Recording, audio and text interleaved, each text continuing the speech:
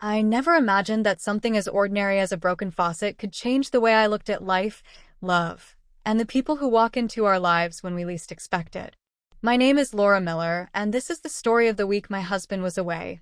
The week I found myself caught off guard by kindness, warmth, and a connection that reminded me of things I had almost forgotten about myself.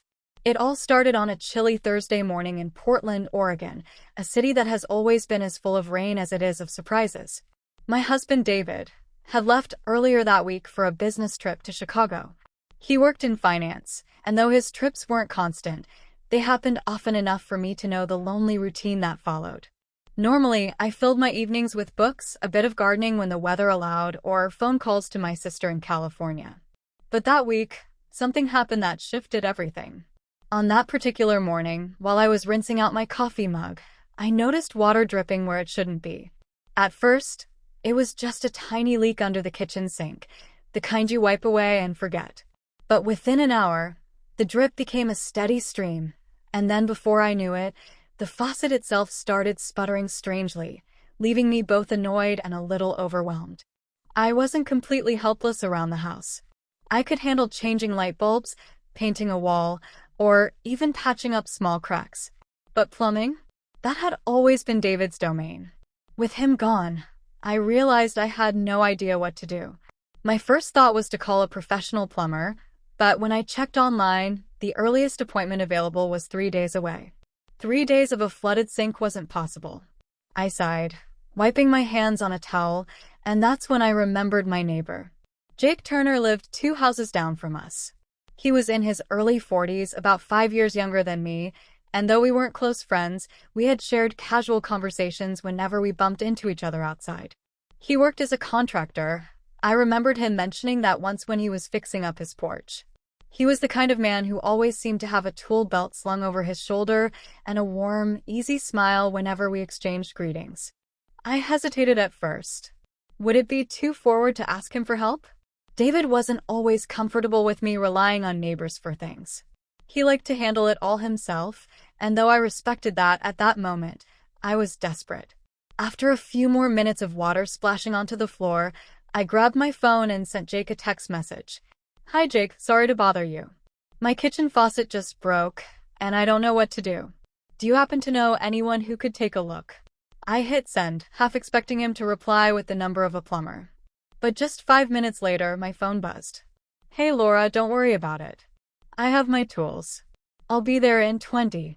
True to his word, Jake showed up 20 minutes later, wearing jeans, a gray hoodie, and carrying a heavy toolbox in one hand. He gave me a friendly grin as I opened the door. "Hey, don't panic. Let's see what we're dealing with here," he said, stepping inside. The moment he walked into the kitchen, I felt a strange sense of relief. Something about his calm energy immediately made me feel like everything was going to be fine. I watched as he knelt under the sink, checking pipes, turning valves, and mumbling to himself in that focused way people do when they know exactly what they're doing. I found myself leaning against the counter, just observing him. He was different from David in so many ways. Where David was precise, sharp, and always rushed, Jake was steady, relaxed, and thorough. He worked with his hands in a way that seemed second nature, and I couldn't help but admire the quiet confidence about him. After about an hour, Jake stood up, wiping his hands on a rag. All right, the faucet was pretty loose, and the cartridge inside was worn out. I had a spare in my truck. "You should be good now." I turned on the faucet, and like magic, the water flowed perfectly. No leaks, no sputtering. Relief washed over me. "Jake, I can't thank you enough," I said, smiling. He shrugged casually. "It's no big deal. Honestly, I like fixing things. Makes me feel useful." Something about the way he said it struck me. Useful. David often fixed things too, but with him, it was more about efficiency than enjoyment. With Jake, it felt like he genuinely cared about helping. "Still," I insisted, "let me at least make you some coffee. It's the least I can do." He hesitated for a second, but then nodded. "All right, coffee sounds good." That afternoon turned into something I hadn't expected. We sat in the kitchen, sipping coffee, talking about everything from the weather to our families. I learned that Jake had gone through a divorce 2 years ago, and though it had been tough, he seemed to be finding his way again. He told me about his love for fishing, hiking in the Oregon trails, and how he found peace in building and repairing things. In return, I found myself opening up in ways I hadn't in a long time.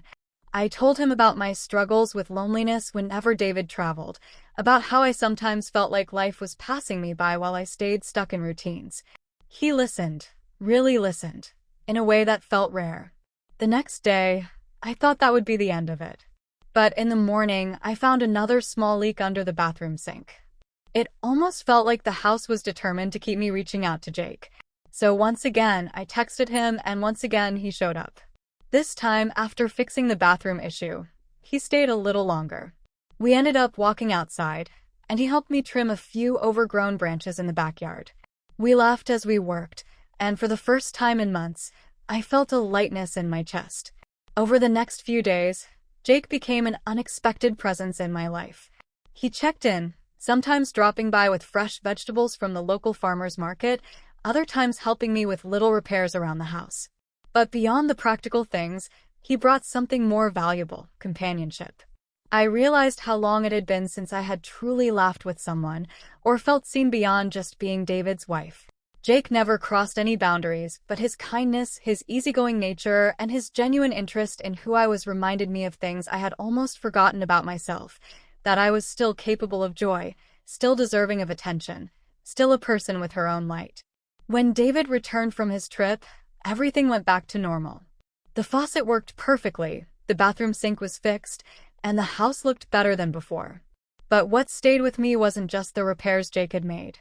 It was the reminder that sometimes, in the quiet absence of our routines, unexpected people step in to remind us of life's simple beauty. David asked me casually, "How was everything while I was gone?" I smiled, pouring him a cup of coffee. Everything was fine. The faucet broke, but Jake helped me fix it. Nothing to worry about. David nodded, barely paying attention, already scrolling through his emails. And in that moment, I realized that Jake's real gift to me wasn't fixing the faucet. It was reminding me that even in loneliness, kindness could appear, and even in ordinary days, extraordinary connections could be found. I didn't fall in love with Jake. That wasn't the point of the story.